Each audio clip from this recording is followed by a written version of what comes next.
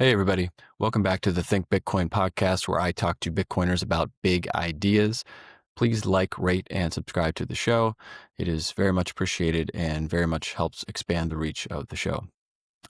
Today's guest is Sal Pineda. Sal is a prolific writer, researcher, and thinker.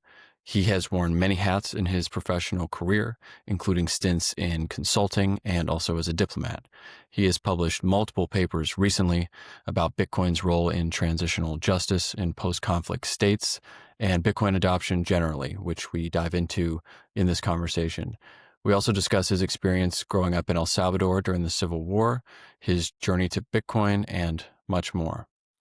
So without further ado, please enjoy this conversation with Sal Pineda.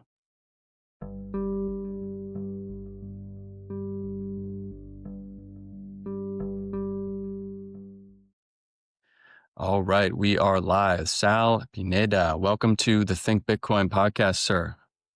Thank you. Good morning. I can't imagine a best morning drinking coffee and talking about Bitcoin with you. I can't imagine it. So It's good morning a to you. it's a dream. It's a dream. Well, good morning to you. Definitely appreciate you being here.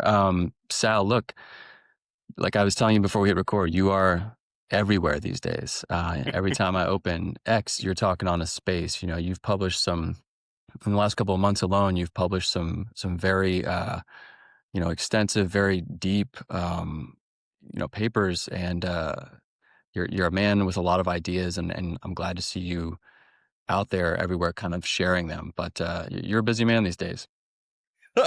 Well, thank you for the kind words. I'm a big fan of I'm happy that you and Walker interacted with my announcement of an announcement yesterday, where I announced that there's a paper coming on my end.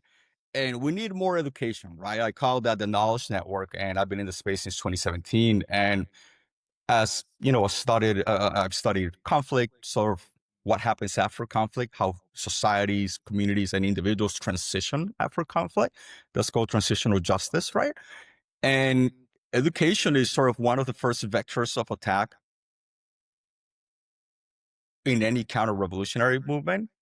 But also, education is one of the immediate ways to start transitioning away post-conflict, right? To start integrating, whatever that might be. So it's the first ones to be attacked, and they're the first ones to lead. And it was, as I say in my paper, and you're too kind with the words. I appreciate it. I love it when I get feedbacks and folks are, just when they interact with the content, right? That's very meaningful to me. And since 2017, when I saw Bitcoin and what Bitcoin can do in the context of helping nation states, regions, and individuals build upon sound monetary systems, I couldn't really unsee that. But once you see that, you become orange pill, whatever people have, assigned to this type of seeking, right? Seeking of knowledge. And I think that at a high level, what you're doing is not only just necessary, we need to 10x it. We need more podcasts, and we need more education. And I know that there's paper Bitcoin summer, and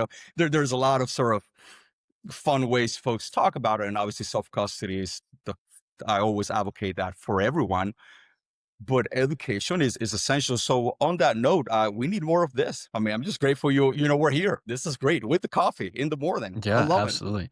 Yeah, and there are so many people with in Bitcoin who are working on really interesting things, who have really compelling, interesting perspectives that I just think I agree with you. More podcasts, more platforms for people to be out there, offering those perspectives, which are valuable. And, everybody kind of clicks into Bitcoin a different way, I think. So certain, perspectives that might not click for some people definitely click for other people. So I love the idea of the knowledge network, where you just kind of absolutely like just flood the airwaves That's right. with education, knowledge and more entry points for different people with different sets of life experiences. So Yeah. so Sal, I want to do some some intro with you for people who don't know you, or kind of seeing you everywhere now, just kind of on their feeds. 8 years in the building, though. I Yeah, spent 8 I know years you've been building it. behind the scenes. My understanding, at least, is you've been behind the scenes for a long time.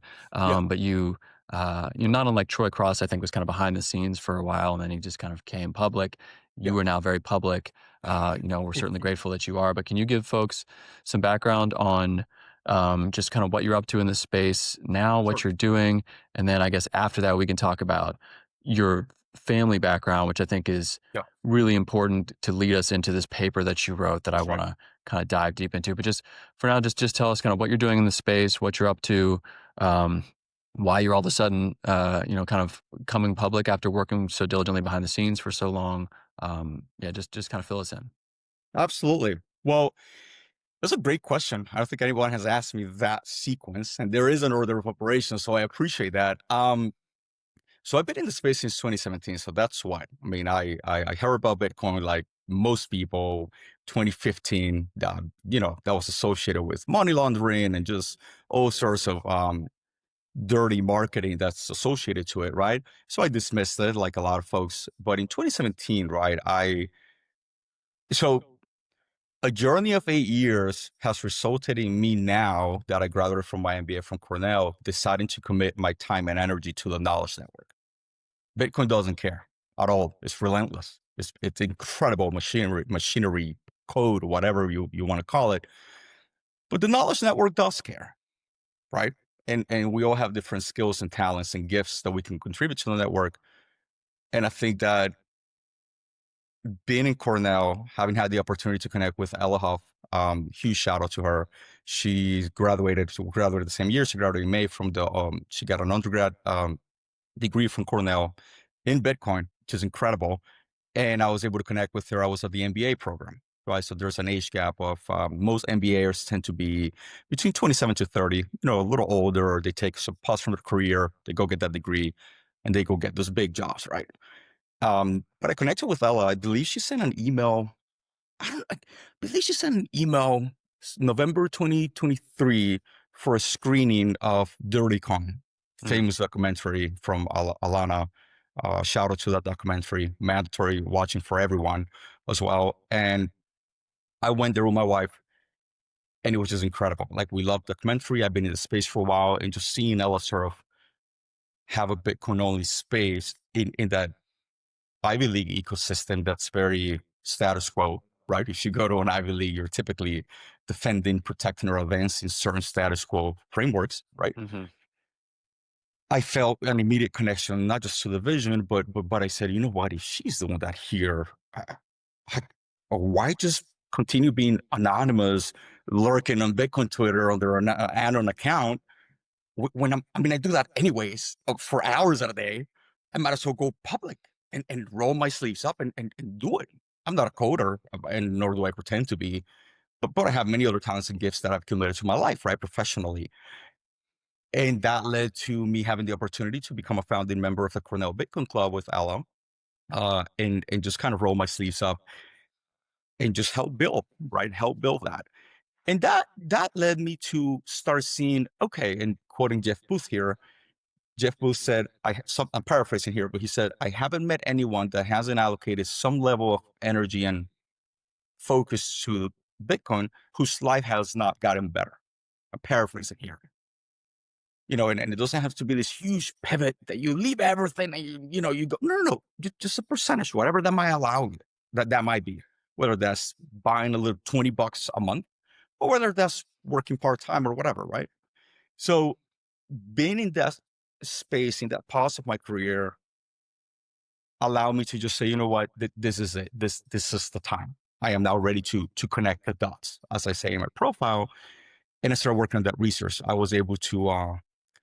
I had a summer in Boston. I did an internship at my background's a consultant. I did consulting for like 7, 8 years. And I said, you know what, let me do some more consulting. In hindsight, I laugh about it, but I said, let me go do some more consulting. And it was as horrible as you can imagine. Very, very, very fiat oriented, very, we're adding shareholder value. No judgment on the industry other than it confirmed what I knew, right? You're building on something that's been debated every year. So it's a rat race to just do more, more, more, but the pyramid gets slower, gets smaller, right? Partners Hmm. don't fire themselves. They just call the first and second layers of incoming undergrads and incoming MBAs, right? So I think that in my second year after that Boston experience, Ella and Lisa Huff, Ella's mom, I mean, there have been incredibly supportive of my journey. I mean, I have some deep gratitude towards them because I said, listen, this is it for me. I'm kind of done. I want to break into the space. Not quite sure how, but I'm ready. Almost a decade in. Like I know my stuff and I have degrees, and some people value degrees, and I have experience. I was a diplomat, and I have these shiny things that some people value. But I'm really Bitcoin only, and let's start. And they pretty much handhold me to the whole process, and they were like, listen, well, we got you. And sure enough, that resulted in me getting 2 fellowships at Cornell. Um, One was sort of focusing on the science of peace, the studies of peace studies. It was a REPI fellowship. Pretty incredible opportunity. They give you a little bit of funding, and then they expose you to sort of this practitioners, right, from all over the world to talk about peace and what is the science of peace? Is peace the absence of war? Like very deep questions, but also very practical, right? Hmm. And mostly PhDs, when they were like, Sal, what are you doing here? What PhD are you on? I'm like, no, I'm at the MBA. They're like, oh, but money fixes everything for you. And I'm like, oh, well, way to stereotype, but I know, no, not at all. I'm actually, I'm breaking out of that sort of framework, right? And I talked about Bitcoin and shut down. Very typically it was shut down in general. The support was neutral to negative, I would say. Um, but that allowed me to focus on the thesis of saying, okay, so I did a grad work in Georgetown on transitional justice and evaluating in El Salvador, and doing some comparative analysis with South Africa and whatnot. And it was published in Revista de Estudios Centroamericanos, which is sort of like a Central American journal by the Jesuit University in El Salvador. So I analyzed sort of what happened post Civil War through 2014. Nobody really had done that the way I did it. And I really sink my teeth. I studied under Professor Mark Chernick, Dr. Mark Chernick, rest in peace. He pretty much preeminent leader in the Colombian transitional justice process. Um, he actually died at a peace table. He died leading a peace table at like 7 p.m. in Colombia, and he had a heart attack, which is, I mean, Wow. it just blows my mind. And I have so much respect for him and what I learned from him. And, having been at George, so let me step back a little bit. So I was born in El Salvador during the Civil War, 1988. I'm from 88. The war So ended am I, in. for what it's worth. So we're both aging guys. Well, you're Listen, not as gray as me though. So despite I'm sure enduring more hardship. listen. I love the plane you got. I love the beer. So I'm we're 88 babies. But age is really a number. Really, that's I met plenty of young people that are very wise, and I met older folks that are not too wise. So yeah, not really a causation there between age and wisdom. But having been born in El Salvador, I literally was born during the conflict. The conflict ended. I grew up in a place where I saw that transition, right? Thousands of people, 80,000 people were murdered, 30,000 people were disappeared. So quick math here, what's that? 120, 110 that are gone. And And so, can we actually? What I want to do. This is yeah, kind of a good place to do this. And certainly don't mean to of course. interrupt you, but No, I please, I, I please. think for because you being born sort of, I guess, probably like 2/3 into the El Salvador Civil War. I guess I think it That's ended in right. '92, right? 92. So, Yep. um, can you just give, for some folks who may not know what that conflict was, why it started, Right. what happened? My basic understanding, I was aware of, I guess, Archbishop Romero, liberation theology, his That's assassination. I right. saw a movie about that once when I was in high school.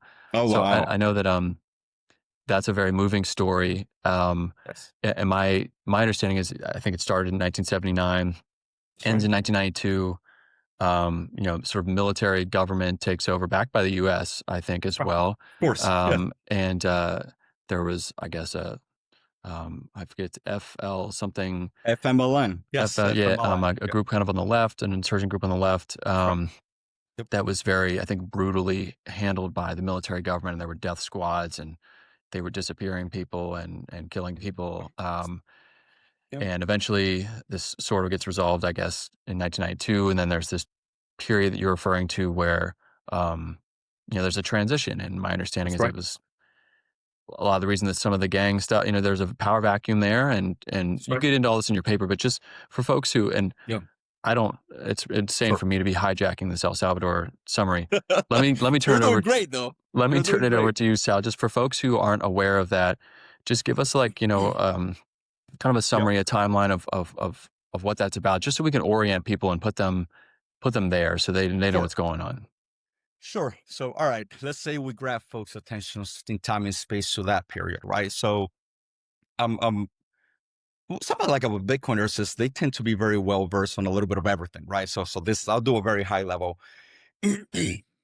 El Salvador, like many countries in Latin America, during that time, the global South, somewhere in Africa as well, we're dealing with. I mean, and folks here in the U.S. lived it, right? The Cold War, right, against Russia, right, and communism, right, and the Hmm. fight against communism that materialized in a kinetic way in South America, in Brazil and Argentina, Chile with Pinochet, and Salvador Allende, Paraguay. I mean, so many countries, right? But in El Salvador, in particular, um, there was a movement by so there was a kinetic confrontation between the ideology of communism, socialism, kept at the far left, and the far right, resulting in military sort of repression and guerrilla sort of counter movement, right? That involving the one of the famous sayings during the Civil War was "Be a patriot, kill a priest." Right? Mm. That was one of the famous sayings. And Saint Romero, first saint ever to be produced by El Salvador, um, was assassinated for disseminating education. During a So that mass too, correct? he was literally raising the yes, and he was shot by a yeah. Mm. I've been to the place. Took my wife a few years ago to the place. It's a place of for folks who want to learn. It's there. You can just go and highly recommend it. So that you kill you kill the information and you kill the disseminators. Right. That's just basic Hmm. counterattack 101. And in El Salvador, they couldn't really do that. A resilient and decentralized network, and again, not really taking a political stand here, rather just objectively looking at what happened. Right? I've had these conversations with far right Salvadorans, far left, apolitical, and that's okay. It's okay to have a different opinion, right? But just from an analytical perspective, the warring of ideas lasted through 1992, when the peace, of course, was signed in Mexico by the FMLN. And what Reagan did and obviously it wasn't just El Salvador, was that they sponsored and they propped up with millions of dollars, right? This militaries, the equipments and whatnot. And it resulted in not just killing the bad guys, whatever people's political views are, it resulted in killing a lot of innocent people, children. It's famous massacres, Masacre del Mozote, Masacre del Rio Sumpul. I mean, we it's horrible. We can link that my first paper from Georgetown. It's pretty horrible, right? And having lived through 88 happened, 89, there was a big surge of counter movement trying to counter that. And it was sort of a detente, right? Hmm. Nobody really won. It wasn't like Vietnam, right, in the US, right? It was just like a really weird place. So there was some negotiations, and in 1992, they signed this peace, of course, by the FMLN, which is sort of an umbrella of different groups, right? Far left, like somewhat far left, and so it really it was an interesting alliance, and the government, right? And then I went through a process of and I talk about this publicly, it's in my paper, right? My parents and myself, we experienced kinetic government oppression, right? My dad was kidnapped, was tortured, was released much later, 2001. So do the Hmm. math, right? Like 9 years after. um, my dad is a lawyer. He survived, which is a blessing. We became proud U.S. citizens. We seek refuge in this country. This country opened the doors for us. Took us 14 years, or about 14 years, a long time. But we're extremely grateful to be proud U.S. citizens. I mean, the freedoms enjoyed here and the safety, right? So before my dad went through that, he was a lawyer in El Salvador. My mom and I were assaulted by government despots as well. And all of this was because my parents were supporting sort of the emergent democratic movement, right? How do you transition from that type of kinetic active warring from that ended in 1992? Thousands of people were prepared, a whole generation, that's all they knew, weapons and whatnot. How do you create a productive society?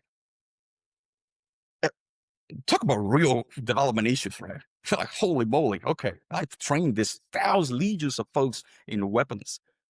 How do we make them productive citizens? Overnight, too. Hmm. When that was signed in 1992, all of a sudden there was no war. Well, for many years, El Salvador fought its place in being one of the most violent countries in the world outside of a war zone. Not saying there's a causal relationship, but there's possibly some correlations. It takes time, and policymakers can be a huge influence within that transition, right? So El Salvador, you know, the winds shifted in Washington D.C. with Bill Clinton, and sort of the Cold War ended, and that had material impact in these countries that had gone through hell as a kinetic reflection of that tension, right? So I was early on impacted by. Well, before we go to that, actually, what does that make sense? Trying to provide a human perspective to.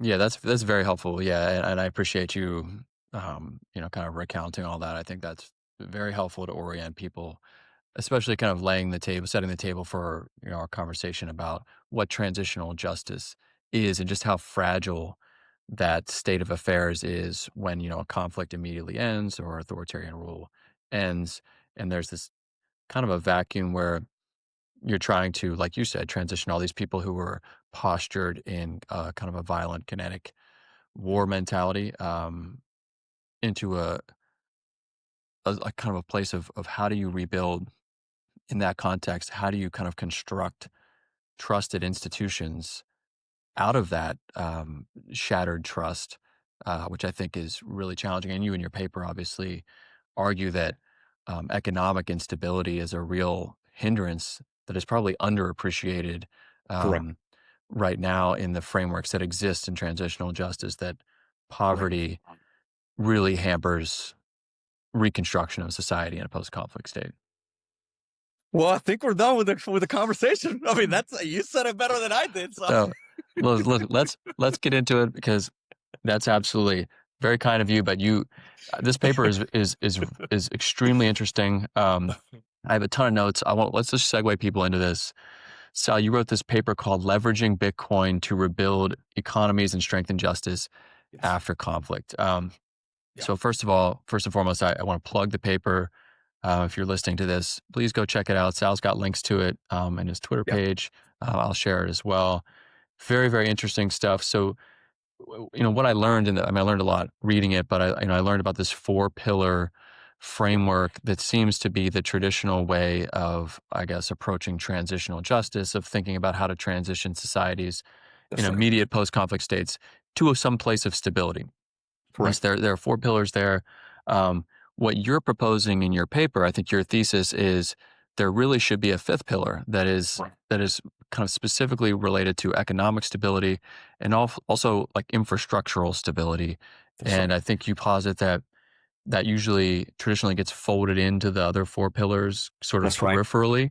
But you kind of say, look, this should be its own pillar because it's as foundational as the other pillars. And in fact, it might actually be the threshold issue. If you can't get That's past, right.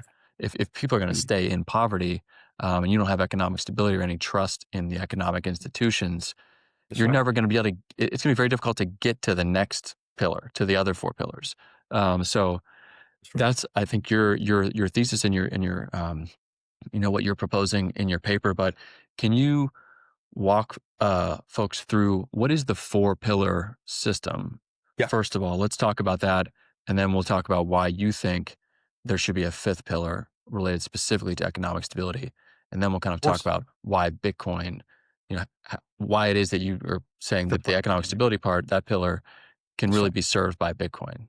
and the infrastructure pillar by Bitcoin mining. Correct. Both of Yes, them. absolutely. Yes. Absolutely. So we'll make this with personalized examples. We'll talk about Saint Romero's assassination, right, and tie it to the 4 pillars, and we'll talk about the massacre of El Mozote, right? Children, women, complete shot, kill, burned, rape. I mean, everything, everything. So we'll make a very, folks can, and I don't, this is not a judgment of people's policies, just facts, right? So in transitional justice, right, is they call it in the fog of war. There's a lot of discretion that's given to agents of kinetic power to win the war in whatever way they define winning. In El Salvador, one of those fog of war moments was the massacre of El Mozote. There was no fog nor war, but the military went to a village and they literally burned to death and kill and rape women, children, and adults. The whole village. I mean, like hundreds of people. Like people can read this up. A lot more scholarly work has been done on that than what I've done. How do you support the few people that survive? I think like 2 people survive. Right? What justice does she get? She died actually. The lady I'm thinking about, she died a couple years ago. How do we make her right? Right. Also, who gave that order for the military? Let's assume that there were some guerrillas and everything. What about the children that were killed and burned alive? Who did that part, right? There was no fog there. Like real questions, right? And this happens throughout the globe. So transitional justice says, hey, this horrendous things happen in the fog of war for all warring factions, all of them, far left, far right, whatever, right? Once that ends, policy experts, practitioners, politicians, International Court of Transitional Justice, like all these things, right? They say, you know what, there's these 4 pillars that we can kind of employ as a framework to process this and try to help the lady that was left alive, but the whole village was burned. And also try to tease out, are all the militaries guilty? Or is it just the leaders and the other ones who had to do it, otherwise they'll be killed? So the first pillar, right, to start answering those questions, right? What about the sharpshooter that came and assassinated Monsignor Romero as he was lifting the thing, Saint Romero? What about him, right? Do we put him in jail? Do we stop there, or do we go up to whoever gave him that order and the resources on that sharpshooter, on that weapon, right? So the first pillar is truth telling, right? It's like, well, all right, we need to first of all understand what happened. Who gave the order? Were there really guerrillas there?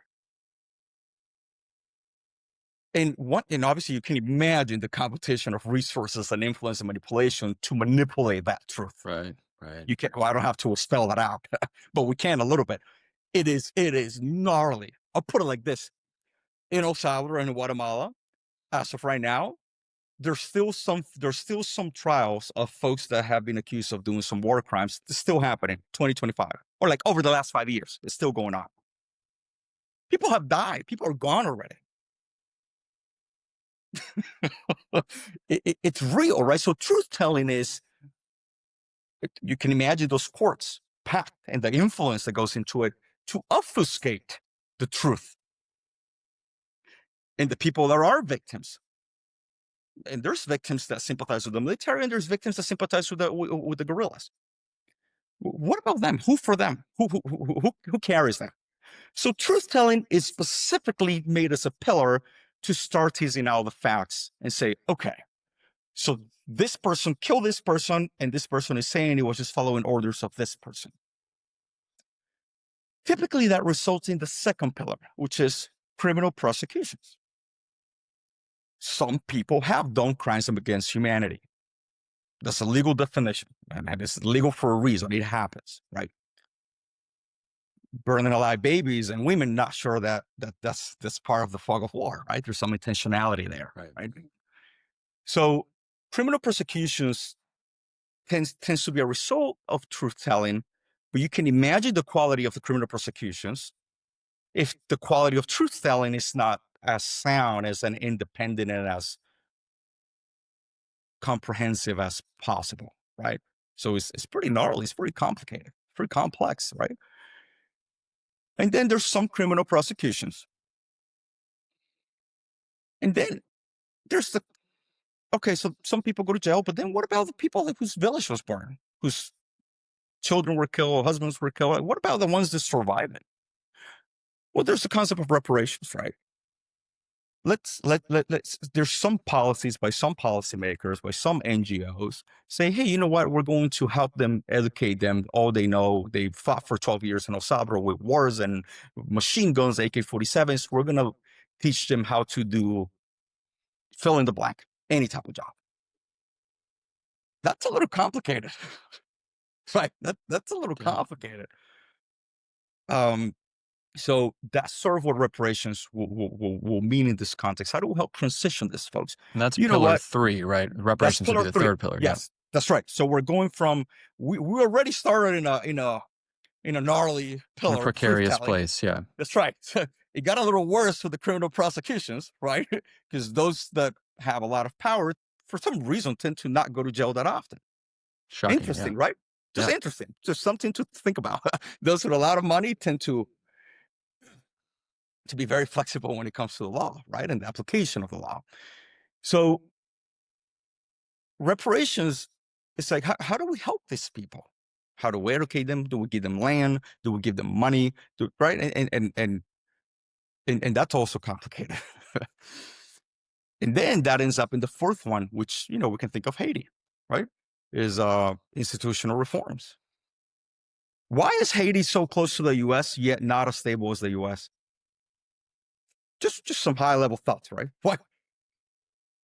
Why is it that we have narco terrorism literally in northern Mexico? Not me, it's data.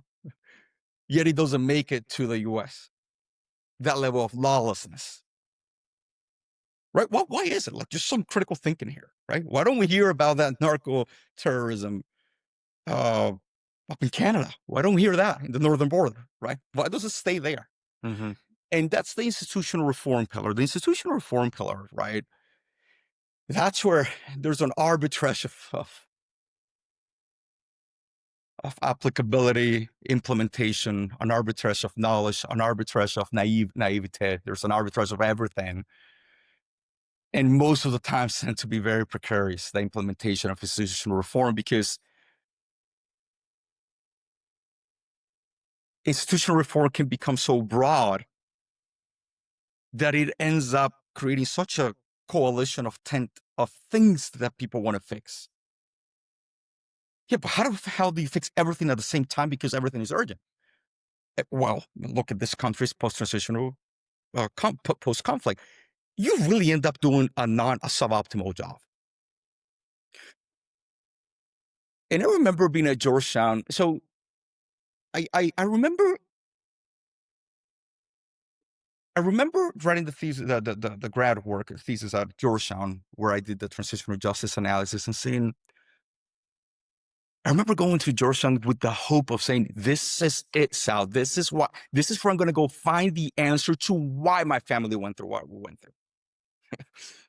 And I remember writing that and seeing it published and saying, wow, not only did I not find the answer, but I have deeper and bigger questions, because the framework that's used by practitioners, by thought leaders, it is suboptimal at best to help the people, the massacred people, right? The Mosote people. And then I said, you know what, let me go to the private sector, because I've seen the role of private wealth, of what wealth can do. I served as a diplomat at the OAS, which is like a mini UN from Canada down to Argentina. And let me tell you something, money talks. Money talks in a lot of respects, in a lot of levels, at the nation state level, regional level, and individual level. So seeing that, said, hmm, so if money talks, what's their language? Is it trying to make right the Mozote people? Is it trying to bring justice to St. Romero's murder? No, not really. That's a secondary, tertiary effect.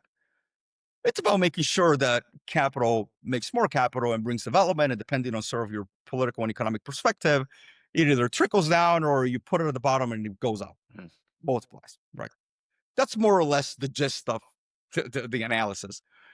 And I said, well, I come from there, and I'm a proud U.S. citizen, and I can confirm that there's a big gaps and big holes. And for the record, I'm still worried about Haiti. Right, that has received incredible amount of billions of dollars in aid, right, and expertise and PhDs and MAs. So I went to the private sector and said, you know what, screw this policy game. Let me get closer to the capital allocators, the private wealth. And the game changed for me there. I saw real change. I saw And family offices moving what on. years are we Yep. talking about here, Sal, in your life? When you're in the private sector, is this, so this is, So doing a quick, that's a great question. So I came to this country when I was to finish high school, landed in Prince George's County, Maryland, heavily Democratic state, Democratic county. I'm in Maryland right now, so. No way. Okay. All right. I grew up in Prince George's County, and I think, I ended up going to University of Maryland College Park. At College Park, for many years, I thought I was going to be a lawyer because I wanted to bring justice. I wanted to bring that justice, right? Studying policy at Maryland, I met my better half there. The funny one, the better looking one, my wife. She's incredibly supportive. I would not be doing this without her support. She is incredible. We met at Maryland. I was doing poli-sci. And I said, all right, this is it. This is the beginning of my law career. No. I ended the degree with my eyes open and realizing that what I went through in El Salvador wasn't just me. It was actually a lot of people in the global South. So that was humbling from a purely knowledge perspective, right? Then I said, okay, let me go to Georgetown. Let me go to the best of the best. I went to the School of Foreign Service, premier School of Foreign Service in the world. Had the opportunity to be a diplomat around that time. So this is 2011-ish, just about. And I was serving as a diplomat, and I said, okay, this is interesting stuff. The opportunity to go to Georgetown happened. I attended for 2 years, studied under Professor Mark Chernick, rest in peace, and other incredible, brilliant minds in the space. And I walked out, I went in saying, this is it. I'm going to come out. I'm going to save the world. This is it. I am the one. And I am not the one. Not only am I not the one, but the world is not going to be saved if we continue doing the same thing that we have been doing. That was equally humbling. Borderline a little more depressive, actually, because I was a little older. I had a little more writing on it, right? Yeah. From a career professional development perspective. And I remember sitting with my wife and saying, this is not it. Diplomacy is not it. And I have the tools and the knowledge to prove it isn't from my thesis, right? From what I'm betting on, what my insights are. So I joined the private sector. This is around 2015-ish. I had graduated 2014 from Georgetown. And I said, let me go into sort of the high network, ultra high network, 100 mil plus folks, couple billionaires, family offices, companies wanting to nearshore from overseas to Mexico, El Salvador. Salvador employs thousands of people, tens of thousands in maquilas, just sort of what New England used to be known for 100 years ago, moved down south, and then from down south got shipped to China, right? Maquilas are making shirts, making things, right? Make it with cotton. I know that word from Roberto Bolaño's 2666. No way. Yes. Yeah. Oh my goodness. Okay. I had to look that up. Yeah. Yes. The Okay. book's up there somewhere, but. At this point, if you're in DC, we need to have a cafecito. I mean, this is Roberto. We will. Anybody that say Roberto Bolaños, I'm like, we need to have cafecito. That's great, man. Yeah. Plug to Roberto Bolaño, not to interrupt Sal, but if you guys are looking for very long, very dark, incredible novels to read, 2666. It's right up your alley, but continue, Sal. Roberto Bolaños, I mean, to say his name, you have to have a clean mouth. I mean, it's incredible. Yes. So I'm glad to hear it. I'm glad to hear it. And maquilas, it's it's an industry that is emerging as we transition towards it's re-emerging as we transition to a multipolar world where China, we're seeing, sort of efforts by the US to sort of, move away part of the supply chain, right? Outside of China. So there's private capital looking to bring back for geopolitical risk to Mexico, El Salvador, to that region, right? Just closer to be and safer to be near the US. So I did a few years there, like 8 years, 6 years, 6 years, when Bukele announced Bitcoin. Bukele announced he was adopting Bitcoin. No shitcoins, just Bitcoin. And as a democratically elected president at that time in 2020, 2021, I believe, that was a signal for a lot of the folks that we serve, the demographic. They said, "Hey, Sal, can you help us understand what does this mean? What is Bitcoin?" We have some folks that we're advising that have remittance businesses, remittance from the U.S., from the East Coast, some from the West Coast, and one of the biggest corridors after the Philippines was Mexico, Brazil too, I think, and then El Salvador. So I said, what is this? Can you give me a risk analysis of what this means for our, fourth largest corridor? And I said, well, the firm was like, hey, there's this opportunity. This is the RFQ. Like we want to understand this. You're from El Salvador, and you have mentioned Bitcoin. I'm like, well, not only have I mentioned it, I went down the rabbit hole in 2017. So I've been doing this anonymously through Twitter. I've been just sourcing and looking for years. Like, this is it. This is my time to shine.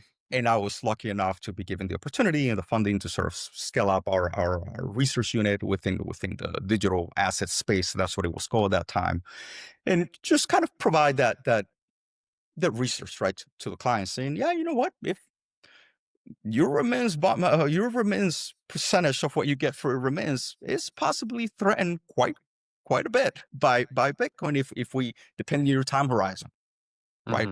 Bitcoin possibly can send this value almost instantly and with very little transaction fee, the way your remittance business is structured, right?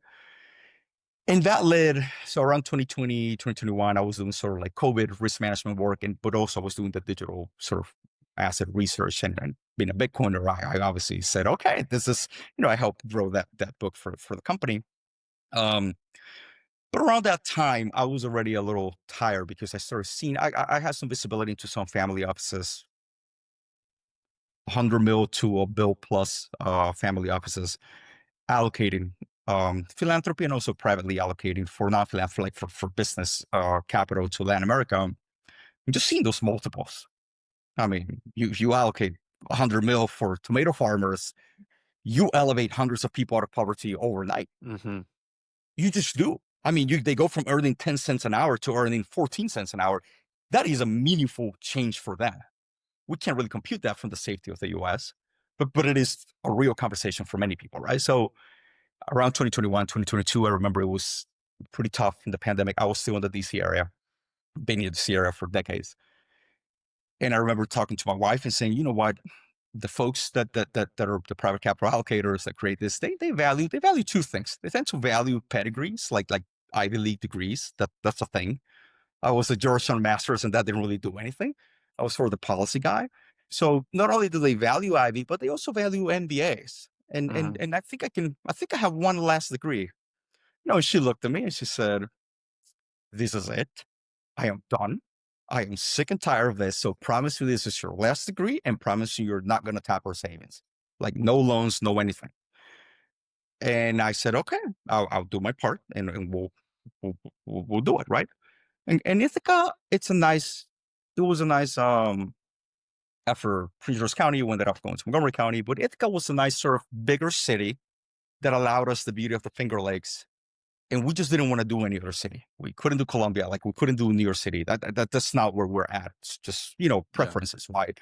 So Cornell came through with a merit based full ride, which was an incredible blessing. I'm grateful for the opportunity. And I said, sweetie, remember the two things you told me? Here's the offer. She said, all right, let's go. So I was fortunate enough to go there in 2023. And after being in this space and with that insight, I was already primed to sort of allocate full-time my focus and effort and energy to the knowledge network, right? And I'm glad you brought up that term. I want to normalize that. right? Sure, Bitcoin doesn't care. No. But the knowledge network cares. Yeah. Oh, Bitcoin doesn't care. Screw the government. Screw this. Yeah. No. But legislator can make it very miserable for the right to self-custody. The government can make it pretty horrendous for me to send you, Logan, a few sats right now. Or open source development. We see folks going to jail for that, right? So that's why I'm like, no, hold on. There's nuance here, right? And if you think your guns are going to keep the government away from your property, let me sell you a bridge. The government, just like it can print unlimited fiat, it can print unlimited violence. I saw that. I lived through it. Look what happens here in the US. When the government wants to take something from you, it's done. It's over. Bye-bye. You will die on your property before the government losing. Look, there's historical events in the US, right? So that's kind of where I'm like, hold on, we can't just dismiss the knowledge network. We have to educate at all levels. Regional decentralized communities, individual learning, but also policymakers, right? I want to fight for the right to mine Bitcoin in my property, right? So being up there, having crossed paths with Ella in Ithaca, and having had the last drop of, I mean, this was a prestigious consulting firm in Boston, like waterfront, fancy names and everything. And just saying, okay, this is as miserable as I had thought. I said, I am done. I can now say I am done. I am done. An 88 baby. I am done allocating time and energy to non-Bitcoin related things. Not sure what that's going to look like, but I know what it is to do the opposite. And that's a leap of faith, hope, whatever, I call it conviction. But I think that's when when I crossed paths with Ella, I said, okay, this is it. If I needed a sign, this is the sign. Yeah, I was going to ask you and the reason I asked about the timeline is because I was curious if your instincts or suspicions that the 4-pillar network was insufficient or that it was missing something integral, if that was triggered by your discovery of Bitcoin, or if you think that was a kind of a latent suspicion that you were harboring that was clarified by your involvement in Bitcoin, by your discovery and going down the rabbit hole with Bitcoin, where you saw, oh, okay, there was something there. Maybe I didn't fully realize that there was this integral part of this framework that's missing. I just knew that it didn't work as is. And then the discovery of Bitcoin, was that what made it clear to you, that there is maybe this way to try to pursue economic stability as a part of the 4-pillar framework? Because in your paper, you go through how each pillar is actually complicated by economic instability. So, trying to achieve, the truth telling, the criminal prosecutions, the reparations, the institutional reforms, each one of those is hampered by and challenged and made much more complicated by economic instability, by endemic poverty, which is also very, very common in post-conflict states. It's very hard to can't just snap your fingers post-conflict and say, oh, everybody has wages that We're they in can live. peace. Yes. Yes. And so everybody is living an economically sustainable lifestyle. That's just, that's not how it works. And so, yeah, I was just trying to get a sense of when that clicked for you and when you had that insight, and did Bitcoin catalyze that insight, or was it floating around in your brain beforehand and then Bitcoin just made it clearer? I love it, Logan. I love the question because it puts me on the spot. And I, at a hunch feeling, when I spent about half a decade as a diplomat, I saw how wealth opens doors and determines decisions. That primed me to get to become more curious on what wealth in and of itself is, and how wealth begets wealth, and also how hard it is for folks to get wealth if you don't have wealth. Wrapped up my time at Georgetown, resigned from being a diplomat, go to the private sector, and I sit with billionaires and centimillionaires and decamillionaires. And I say, holy moly, okay, this is a completely different framework of folks trying to hustle, trying to go to law school, getting $250,000 debt, $300,000 debt just to be able to earn. I mean, like they don't think like that. because assets beget assets.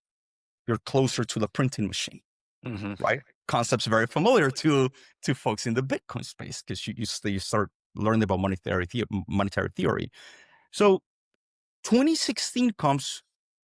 Some of my relatives have family businesses, and as I start getting closer to the wealth and wealth agents, I realized two things. I realized one thing, and I always could be controversial for some people, but I wrote about it, and I say it on my paper. Being poor sucks. Somehow that can be controversial for some Yeah, I was going people. to say, it's hard for me to But imagine how that's controversial, but I'm sure in today's culture that I could see how some folks might perceive that to be a controversial statement. oh, absolutely. And I'm lucky that I'm Salvadoran, an immigrant and brown, because there is a level of validity that I bring to some circles, right? Where that's important. But I'm like, no, let me tell you something. Being poor sucks. Poverty sucks. Another controversial thing. It seems to be that there's a level of fear of poverty. It's called porophobia. A famous academic in Spain has coined this term, aporophobia, the fear of poverty. And she says, how come when you see the fear of, when you have centimillionaire black and brown folks coming to a country, how come we don't kick them out? How come it's the poor people we kick out? Right? There's an element that's not being stated of poverty. And by the way, I know plenty of people in the DMV area, in the DC area, struggling to make ends meet on $30,000 a year. You will never make that type of money in some emerging nations. But here in DC, that is struggling money. You're struggling. Right. So there's a scale, right? And not only does poverty sucks, but being poor sucks. And I point to some of the data. Being poor is correlated with a shortened lifespan. It's correlated with being able to not provide the life you want for your offspring and impacting their health. There's so many correlations for folks that have done deeper work than I've done on poverty. So I'm just like, why are we not talking about that? I've been to Vermont. I have family in New England. What part of the social contract is it to let folks literally give them state sanctioned, places that are very subpar and drug supplies? What part of the social contract is that? They are in a moment of transition. They're dealing with hardships. They're dealing with horrendous things. And the state thinks that that's the best way to transition them. Transition is just, you don't need a conflict to start a process of transition. You, Logan, and I, and most people in the Bitcoin space either are in a place of transition because they're saying, holy moly, my fiat is being debased. Everything's built on a system that's crumbling. Let me allocate some time and effort and potentially some money to protect it from this. Let me start transitioning away. And that's why this is happening, because you are in a process of truth telling to yourself, Logan. So you'll start chatting with folks. You're implementing your own transitional justice program for the Logan family. Some folks end up saying burn the Fed in criminal prosecution when they go to the second pillar. Some folks end up saying, hey, don't burn the Fed. Let's work with the Fed. That's okay. It's a spectrum. And then other folks are saying, and congrats to you on the reparations part. Other folks are saying, you know what? I'm just going to DCA some $20 a week. That's all I can afford. And I'm not going to do anything. I'm going to go mine some fiat to put it into Bitcoin. But others in the reparation process, like you are saying, you know what? No. Not only do I need to start repairing myself in the Logan household, but I'm going to start doing podcasts because I can add that value. And there is an injustice being made here. There is a message I want to share as somebody from the US, from DC, that I've seen things. And as Logan, I'm going through my process of truth telling. I have made my decision on persecuting folks, figuratively, obviously, figuratively, right? And now, in my part of the reparation process, it's not just to DCA into Bitcoin maybe, but also to add this value for free. I'm not paying you to be here and you're not charging me. This is literally you adding value through that third pillar, which is incredible, right? You don't come from El Salvador. Yet here you are in your own process of transitional justice. And most importantly, Logan, now you're in the fourth pillar where you're sort of saying, so there's this institutional reform. And I follow you. I was able to catch your account early on, which is a blessing for me because you gave me a living example of an individual having an agent and saying, you know what? In the context of institutional reform, I'm going to start my own podcast. I am going to strengthen the education pillar. And within that fourth pillar, Sal might be right. We're going to focus on the sound economic system and infrastructure, which is the fifth pillar. Logan, you're a living example of transitional justice to the injustice of being in a fiat system in Washington, D.C., the world's hegemonic power. It's incredible for me to have been able to witness that. And I saw it live. That's a really interesting, the framing of kind of on the individual level, people are in Yes, their sir. own kind of transitional justice Yes, sir. in the stages of that. That's fascinating, and taking that framework and applying it to just the individuals, in addition Yes, sir. to, of course, states and societies. Of course. I think a lot of it, well, I guess the attraction of Bitcoin in this context is in the state of transition, and whether that's at the individual level, I think it applies equally, or especially to a post-conflict state. There's an erosion of trust. There's just a complete breakdown of trust in anything that a collective can trust in, that the citizens can trust in, that you can plant your flag in, that you can put your feet on the solid ground and stand upon and build upon. And I think it seems to me that the insight that you're having that shot through all of these pillars is this idea of trust, and the destruction, erosion of trust. And without a re-injection of something that you can trust, something that is unmanipulable, it's really almost, it's kind of inconceivable to think that you would be able to build something that would last, or that you would get any type of buy-in from, whether that's at your family level or especially at a societal level.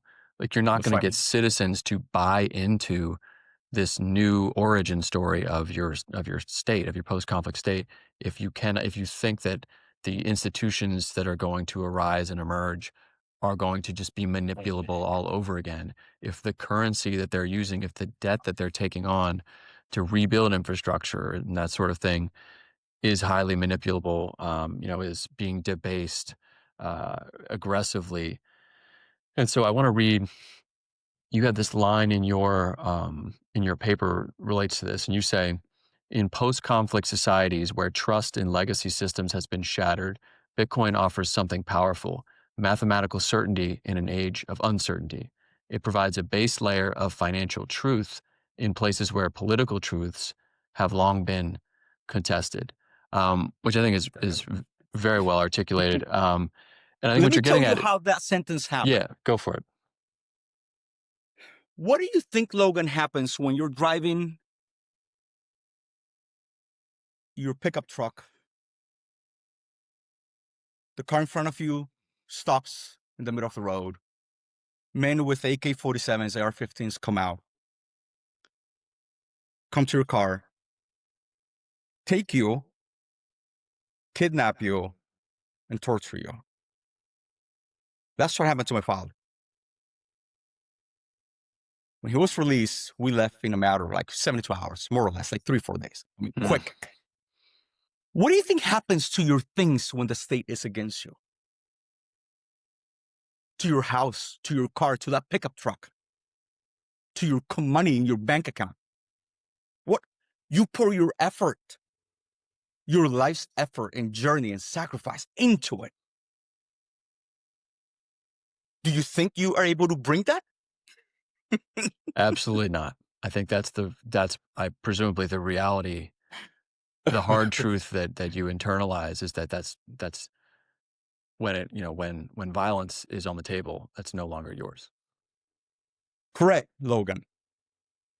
That's what in 2017 connected within my soul, intellect, and life experience. Said, holy moly, I can pour some of my fiat that I've earned, that I've worked, that I put up with so much BS to secure that in this world. I can pour it in a network as a store of value, right? There's an order of operation, store of value, medium of exchange, right? Both are happening at the same time, right? Mhm. I can pour it.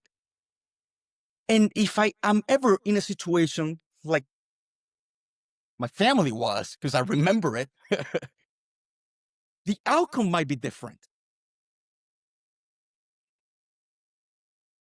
It was horrible, our transition to away from having those things to not having anything.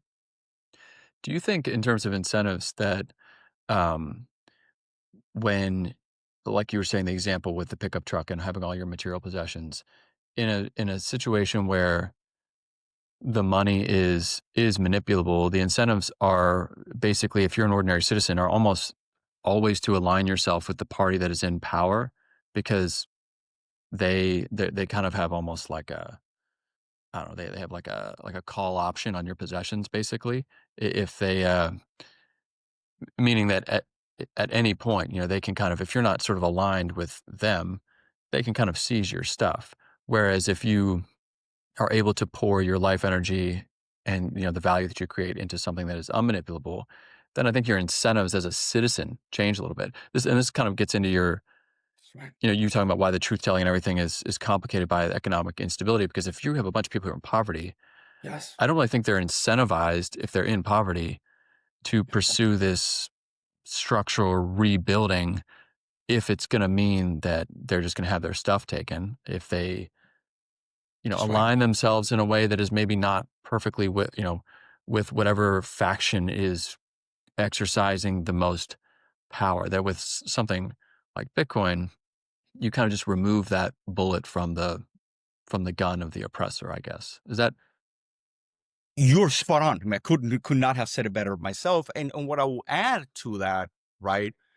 If I'm translating sort of your key takeaway here, is, which I agree with, I what Bitcoin does is that it brings a light to the darkness of fiat and the incentives of a broken system that can be printed away at any point. If you can print away money, you also can print away. If you can print money, you can print violence. I live the kinetic reality of that. My dad is a lawyer, by the way. Was a journalist, has a master's degree in journalism. Like, I mean, I was fortunate enough that I grew up with folks that are academically prepared and whatnot. But yeah, but that doesn't mean anything when there's an AR-15 and men with guns. That's why I always, there's an element of, I mean, look what happened in New Hampshire, in 2011, 2012 here with Bitcoin in the ATMs. ATF landed and raided everyone. I think some folks went to jail. And New Hampshire I love New Hampshire. It's as libertarian as they come. AR-15s don't help when the state has an unlimited ability to print violence, right? So the concept of bit bonds, I don't know if you're familiar with bit bonds, a paper written by Matthew. Okay, it is so incredibly insightful. I think when we elevate the conversation to the unit of analysis of the nation state, right? We move away from individuals to nation state. Because it's a purifier, it's a filter, it's a cleanser, right? It's like, hey, no, listen, we understand fiat is complicated. And no politician, no policy, no infrastructure. Look at the Bank of International Settlement. Look at the European Union, like the central bank.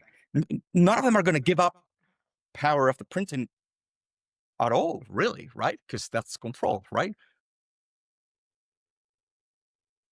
But if you add a little bit of Bitcoin, then you're adding value to the network, while you also share some of the upside with citizens, with your region, to continue living in the fiat world and make that transition a little smoother. And I do subscribe here to Jeff Booth's overall thesis that, and you alluded to it perfectly a few minutes ago.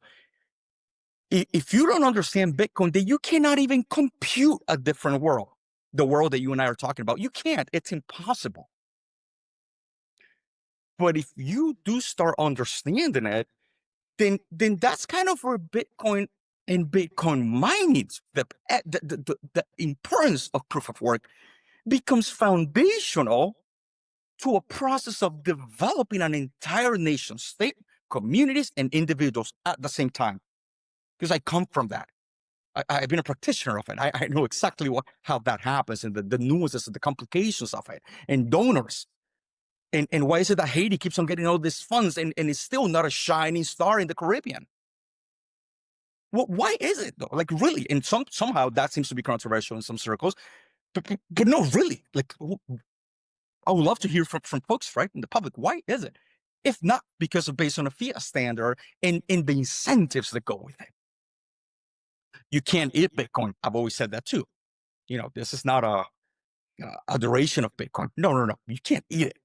You can't just stare at it and say, oh, wow, this is my Bitcoin in my screens. And no, but having Bitcoin can allow you to procure better quality food, can allow you to worry less and not see your wealth and what you want to pass on to your children, to your parents, whoever, be melted away through no fault of your own, really.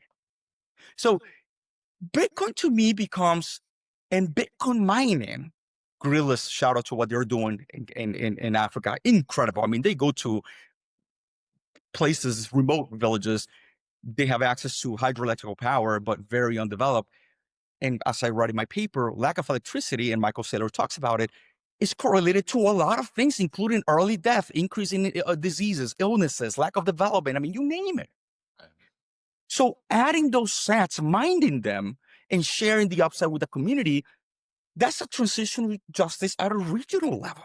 And also allows you to bypass, presumably, some of the suboptimal investments that you would have to seek from some of these larger international bodies, IMF, stuff like that. All this financing that comes with a lot of times draconian strings attached, and stuff that can be hard to get out from under, that then leads to just servicing that, I think, can also continue to cripple and kneecap an emergent kind of society in transition, sort of in its infancy and its rebirth.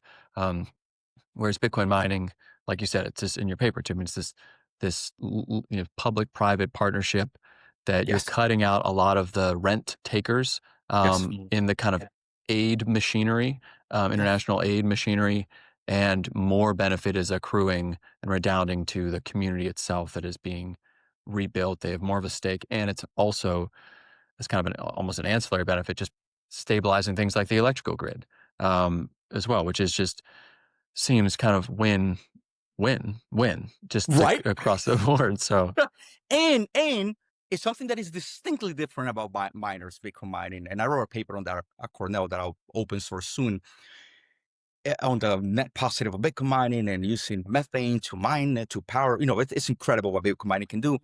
The incentive of Bitcoin mining, unlike aid development agencies, is to get leaner, faster, and wiser. Otherwise, you just won't make it to the next halving. So if the incentive is to perform better, you can imagine why the NGOs might not adopt Bitcoin, right, as a unit of account, because the incentive of NGOs is to get more complicated, wiser. There's sometimes some folks want you to believe that the more degrees you have, the smarter you are. yeah, I think NGOs too, it's kind of like, I feel like their incentives are more to continue to receive funding. That's right. They employ people. If all problems were solved, there wouldn't be NGOs. So, I mean, the incentives for the community is to solve the problem. That's right. The NGOs, I think, are perceived as a tool to use to solve that problem. But the NGOs, their interest, I think, I'm not suggesting that there are a ton of really good people. I know that. I know personally Of people who work course. at NGOs who are Absolutely. great people, but I think structurally it is set up structurally in a way where the overarching incentives kind of diverge, because if the problem was solved, the NGO wouldn't exist. Listen, and I have family in California, and that's the Republic of California. It's its own nation state at times. I think it's a beautiful state, the geography of it. But I don't know if you remember, about a year ago, I believe the president of China came to visit, Yeah, and I believe I do. one of the criticisms was overnight. apparently entire blocks. I mean, like entire blocks were cleaned and made to look beautiful for the citizens during his visit only. What are we doing here? What part of the social contract is that? Because last time I remember, being poor sucks and is correlated with everything that's negative as far as lack of health, lack of life. I mean, it's horrible. So being homeless is horrible. And if the state had the capacity to clean up the street, then someone within the state has the capacity to possibly implement that and have the resources to make that more permanent for folks, for citizens. I have family there. They were indignant when that happened because their taxes are only going up, by the way, to fund the state. Yeah. So again, this we don't need to talk about El Salvador or other countries in Africa. No, this is here in California. And again, we go back to that thing that I say in my paper. It sucks. Poverty sucks. Period. Let's normalize saying that. I mean, there's nothing wrong with acknowledging sort of all the ramifications of poverty, right? So, to me, I think the soundness that is allowed by a sound economic system, such as bit bonds and Bitcoin mining and public-private partnerships. I have years of experience in public-private partnerships in general, but if adding Bitcoin mining to it, I mean, you're talking about possibly states allowing miners to come in efficient ways and whatever regulations they need to respect, and renting incredible amounts of land to get paid in Bitcoin and incorporate that to their treasuries while activating the resources of those lands. I mean, it can be transformative, right? But then is the state going to become a leaner, stronger machine the way California displayed in that 48-hour period that they went and made that problem go away? I don't think so. Last time I talked to my family members, said, "Oh no, things are back to normal." I'm sure. So it's an interesting conversation, and I mean, your questions have been spot on. I love, sometimes I write things and folks interpreting in ways, and I'm like, oh my God, that's amazing. But I hope this all makes sense, because something that I'm distinctly passionate about is I not only have my background having migrated to this country, having had a whole life, a whole different set of upbringings and language and everything, right? In a different country, an emerging economy, but I'm a proud U.S. citizen. I spent, it took sacrifice and effort to secure that process of 14 years, and I've been here for almost a quarter century now. And I want the U.S. to succeed as much as every other person that lives here, right? But the soundness of the system, it's built on something less than stable, and that's being very, very polite, right? Yeah. No, I 100% agree. I want to make sure. So I want to angle us, start angling towards a close, just because I want to be respectful of your time, and I think we're going to have to do a part 2, Sal. I love it. Listen, you you're have in DC. Let's do it over beers or something for sure. You have another paper I definitely want to talk to you, but I want to make sure. I want to ask you another kind of substantive question. Oh, you read that one? You read the political economy one? I'm mostly through that one as well, and I want to talk about that one. But let's. Oh, I'm honored, Logan. Thank you. That's huge. Thank you. Of course. So you have probably my favorite line in the paper that we've been talking about transitional justice is, and I think every Bitcoiner, would love this. I mean, you say and by it, you're referring to Bitcoin. You say Bitcoin offers not just a store of value, but a store of integrity in nations struggling to rebuild. And not just a store of value, but a store of integrity. That's the first time I've ever, heard that articulated in that way. And I mean, it's a powerful line. And my immediate thought was, if you said that to somebody in America, if you said that, if you were, I mean, you live in DC, around DC, you say that to a politically left-leaning American, who would purport, to ostensibly care about post-conflict states, care about, transitional justice, care about, rebuilding states after conflict. But if you said that to them, they would probably look at you like you had a third arm growing out of your head, and they would say, "What are you smoking, Sal? That's the craziest shit I've ever heard," is what they would say. And so my question, and we as Bitcoiners, I mean, we hear that, and I hear that, and I think, "Wow, that's a line." Like, I like that. But they Thank would you. hear that, Thank you. and they would think, "That's crazy, Sal. What are you talking about?" They've told me that, Logan. Yeah, I've been told that. I'm sure. Yes. So what is it that, and maybe you can tell me, maybe it's unique to the kind of, I guess, political left in America versus maybe what would be considered politically left in other countries, or Okay. just what are they missing? Like, what what is it? So I mean, you're somebody who has this deeply personal experience, Yeah.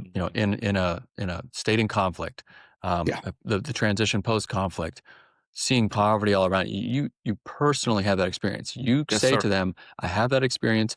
You guys don't.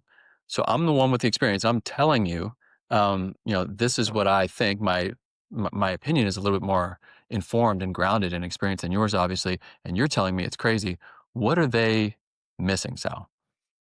So I'll tell you what happened with a PhD, a doctor, African American doctor from a renowned leading university in the DMV area. We'll leave it at that. I had an interaction with the intelligentsia of the left, the leaders of the left, right?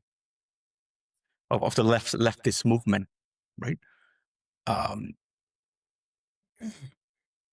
I mentioned to this professor from this region, I'm doing this research. This is the paper. This is my background. Bitcoin is it. Sal, we've lost you to a crypto, bro. What are you doing? No, no, no, professor. This is I mean, there's crypto, and we can talk about the arbitrage of the crypto technology to try to use the Bitcoin alignment to further their projects and their tokens. We could that would be a second token, a second podcast, which ties to my second paper. But professor, this is Bitcoin. Bitcoin is this, and I went through the whole thing. I mean, imagine a bespoke sort of conversation where I Hmm. try to advocate. Um, this person went to a leading global university to earn his PhD in economy, and said, "It is sad to see a brown man lost to the pursuit of wealth Mm. through crypto." This is September 2024. I said, "Professor, it's not just me. There's a lot of Black and brown people in this country actively struggling, and they actually own Bitcoin or have exposure to Bitcoin that might not vote Democrat." That will never happen, Sal. Let me know when you're around and you come out of the stupor of crypto. I'm paraphrasing here a little bit of the conversation. I said, "Professor, it's not crypto, it's Bitcoin. Do you have anything else to add to the conversation?" I said, "No, but I'll be happy to continue this whenever you're ready, Professor. I have a lot of respect, sir, for your background and literature. I'm a little surprised that there's not an openness to learn." It's like, "Oh no, no, I'm we're going to win these elections, and we're going to contribute the coalition that has withstand so much attacks, and let us know when you want to unite back to us." You can imagine how he must have taken the Trump presidency win. You can imagine how he must have taken. I sent him an email with the data showing that Black and Latino adult voting males, US citizens, left in droves the Democratic Party and voted for Trump. Who could have seen that coming? Right.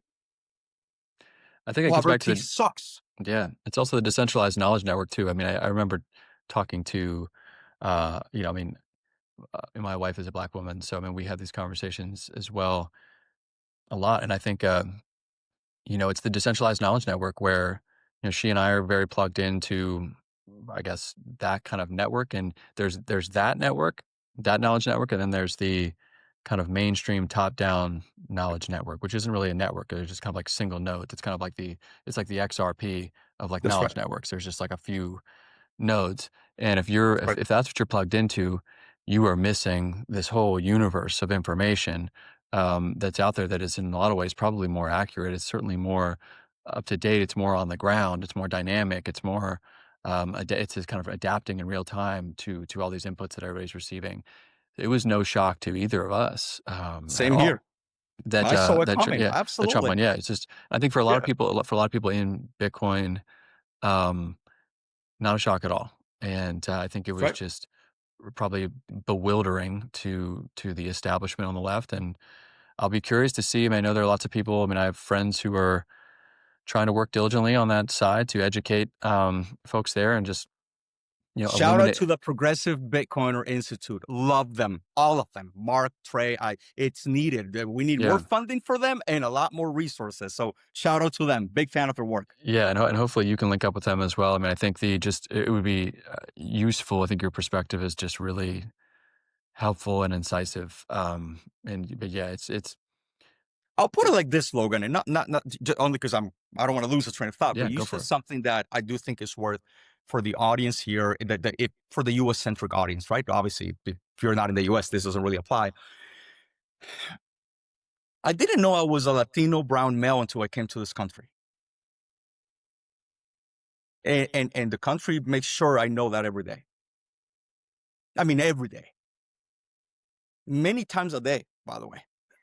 Yeah, There's real implications to that, right? And to me, and I'm a proud U.S. citizen, but I have a background, a comparative background where before we are any skin color, we are humans. Even that can be controversial in some circles, right? But that's okay. There's freedom of speech here. But I'm like, no, no, no. I'm a human being just like you, your wife, my wife. I mean, we're human beings. I hope there's consensus on that. And then, if we're human beings, then it sucks to be poor, right? We could talk about poverty. And then we can start seeing the data, and I published this in my other paper, so I'm glad you took a look at it. African American and Latino adult voting age males in the US have a lot more in common with the white blue collar voter than anyone else. Data analysis, not me, hmm not me. That's a I don't want that heat when that comes. But Professor Troy's Cross, through the Nakamoto Project, his research, and hopefully we can link this yeah. to the folks. His research just reported that African American and Latino adult males in the U.S. report to be bigger. They report more are the largest owners of Bitcoin compared to white adult males. You can imagine how this professor is going to have to process that data. Oh For yeah, his record, yeah, we're having that conversation now. So I want to give him credit. Say, not only was I wrong, but what do you know, Sal? I'm like, oh, now you want now to you talk want to about it. know. Yeah, And definitely sign me up for the next one because I think this is a very relevant conversation. We can talk about how Bitcoin is for winners. You either hate losing your purchasing power and what it means for your wife, for your family, for your children. So you want to win, or you hate looking or having been taken advantage by the state or by forces of economic forces beyond your control. Either way, you want to win. Senator Brown, former Senator Brown, you can look at his public statements when he lost. We have lost the blue collar working class vote, Democratic Party, paraphrasing. And guess what? Folks in DC hate to lose by their own. They like to retire. They hate to lose though. I think it's also with respect to. I want to make sure it's on the record so that everybody knows this. With respect to Senator Brown, Sherrod Brown, Sherrod Brown has never worked in the private sector his entire career. I did He not know has that. he Okay. has been in politics since he was 18. He has Oh, no wow. adjacency whatsoever to working class people. His entire career, and I'm saying this not to be nasty or aggressive, Sharing facts, but fact yeah, sharing. it's just this is his factual. I mean, I think the Democratic Party, it's this kind of working class cosplay that they're doing, where they are sort of most of them, I mean, don't have a ton of adjacency to the people that they purport to be, protecting the rights and lives of. And And it shows because they don't listen to them. They don't listen to them. And if they did, they would see this data that you're talking about, that you're pointing to, which is data. It's real stuff. It Just exists. data. Yeah, it's That's just it. data. Yeah, it's not Sal and Logan's opinion. This is data.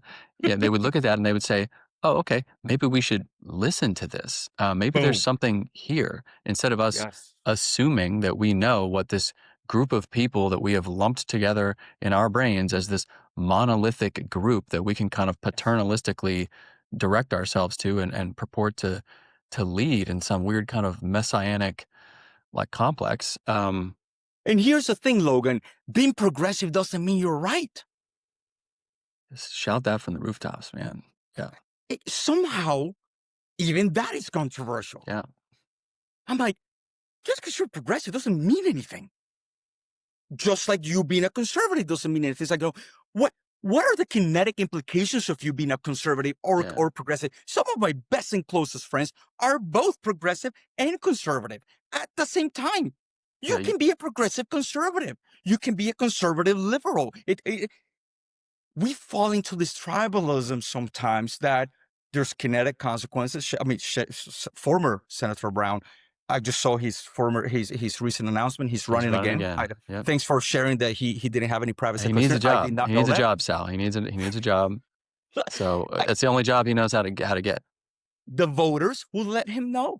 And I think that what was it, like $300 million that the crypto lobby invested in that election? There's a lot more where that money came from. There will be a ton more. Yeah. And guess what happens to this? Dr. Troy Cross, his research from the Nakamoto Project said there's like 48.7 million US adults that own Bitcoin or that have exposure to Bitcoin through one of five things: either their partner, ETFs, Hmm. own or have exposure. Do you think that these voters that have exposure to Bitcoin are going to vote against their interest? I know many Bitcoiners, close to 100, I would say, several dozens, they are becoming single issue voters through the entire US, by the way. Different skin colors too, and different wealth levels. Couple centimillionaires, some folks just literally trying to make it to the end of the month saying, do they support Bitcoin? Or are they anti-Bitcoin? And let me tell you something, Senator Elizabeth Warren's crypto army, anti-crypto army, backfire horrendously, at least in my exposure to the Latino and the African American community that being from Prince George's County and everything, I still have deep roots to it. Oh no, that's not going to pan out. And if they want to find out again through the midterms, then so be it. But that's definitely a different podcast.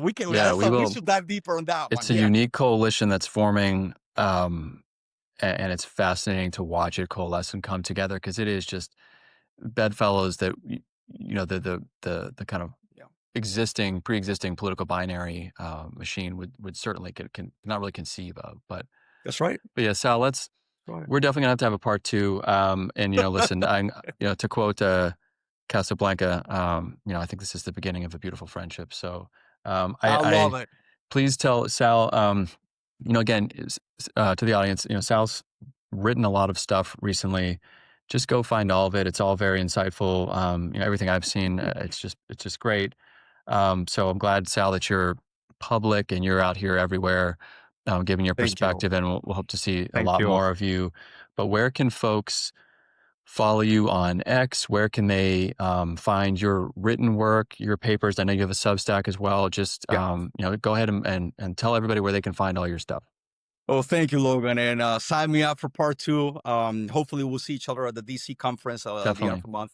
Definitely, let's grab a beer there and a cafecito, maybe at the same time. of I'm course. Yeah. joking.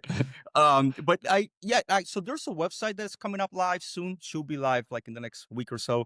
salpineda.com. I'm just trying to kind of gather that, and that's sort of the best point of contact. www.salpineda.com. But the fastest, I'm pretty active to your point. I'm going full throttle will be X.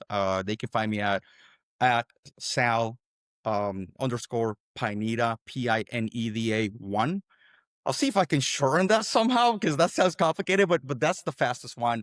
I have the blue check mark, so please don't engage any scammers. And I mean, there's a lot more research coming. There's definitely a part two. Let's have that because I think that's very relevant to the United States. Yeah. And you have a US centric audience. And I think that's, I'm saddened that my perspective is the minority right now. I think we need more of a platform to normalize these conversations, right? But listen, Logan, this is incredible. Thank you for one, caring about the Bitcoin. That's incredible. Two, going through your own process of transitional justice. I honor that. That's amazing. And I think that at this point, there's, yeah, it's a friendship. I'm honored to be here. Thank you. Of course, yeah. Sal, great talking to you. And yeah, again, everybody go find Sal. We'll link to the stuff in all the descriptions when we publish the show here in a week or two. Sal, thanks so much for coming on, and we will see you next time. Thank you. Take care. Thanks, everybody.